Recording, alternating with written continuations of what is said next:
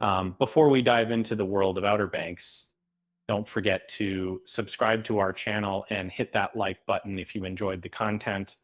As fans of the Austen show eagerly await the release of season 5, we can't help but think about the intriguing villain that took center stage in season 4, Chandler Groff, skillfully by J. Anthony Crane. This talented actor has a long history of captivating performances in films like Succession, The Big Easy, and The War of the Roses, as well as impressive stage roles in The Lion King, Les Miserables, and Broadway's Between Riverside and Crazy. In the 4th season of Outer Banks, J. Anthony Crane first appeared as Chandler Groff, a complex of sorrowful son-in-law to the Pogue's latest employee.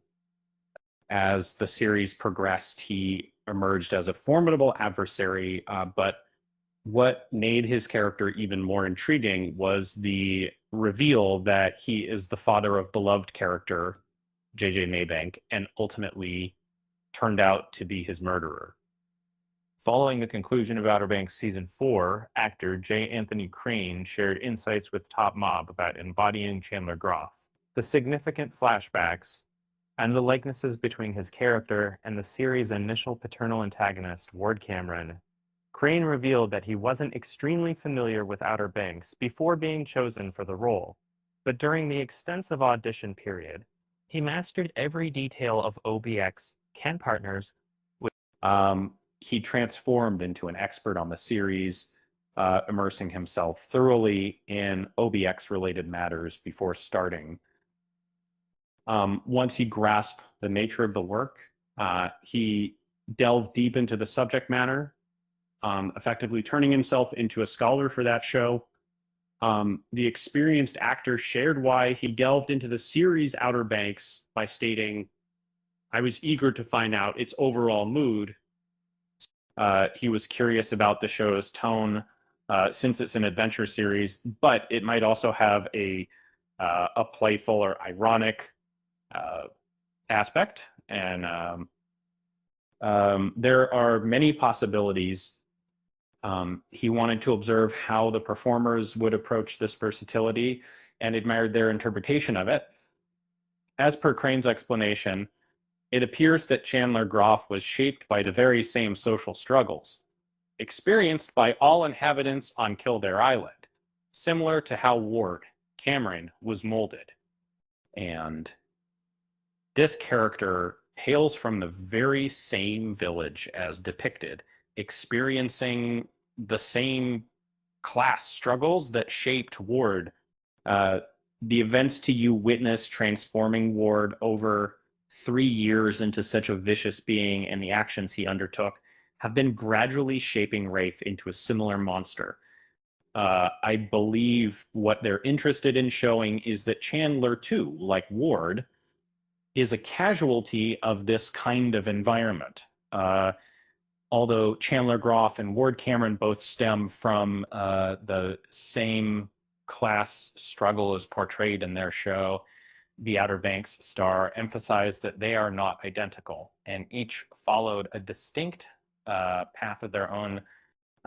If Ward harbored a significant sense of resentment or pride, then Chandler's was even more pronounced. Rather than letting it fuel his actions directly, he channeled it into marrying an upper-class woman. I believe his growing narcissism, which seems to be a way for him to cope with and dismiss insecurity, has been gnawing at him from the start, while exploring pivotal season 4 flashback, showing Chandler Groff murdering Larissa Jeanneret. J.D. Crane delved into the reasons behind his character's transformation into a monster, and how he felt it was simple for him to continue down this dark path. I believe it's quite straightforward for him to persist. It undermines your personal values when you're compelled to pursue something untrue for you. I believe these are the stressors that lead people to commit appalling acts. I believe once someone has crossed the boundary of morality and acceptable behavior, it becomes quite simple for them to continue in this manner. Although specifics regarding Chandler Groff's role in season 5 haven't been fully disclosed, fans anticipate his return as the surviving Pokes aim to track him down relentlessly. Despite this, Crane conceded that there was no longer anything attractive or appealing left. In other words, he admitted that everything was now plain and unattractive, and from a young age, he was unaffected by certain actions he took.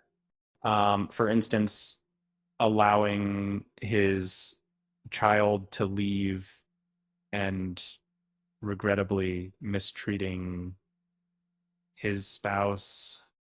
Over time, these actions seemed to change him for the worse, turning him into someone unrecognizable. In essence, it's as if he transformed into a monster gradually, much like the painting in Oscar Wilde's novel, The Picture of Dorian Gray. Eventually, there seems to be nothing good left within him. This interview has been edited for length and clarity. Currently, you can stream seasons 1 through 4 of Outer Banks on Netflix. As for the release date of season 5, it hasn't been confirmed as of now, but here's an idea of when we might expect it. And remember, folks, you can't make someone a monster if they're already one. With that said, thanks for watching, and until next time, Ebel.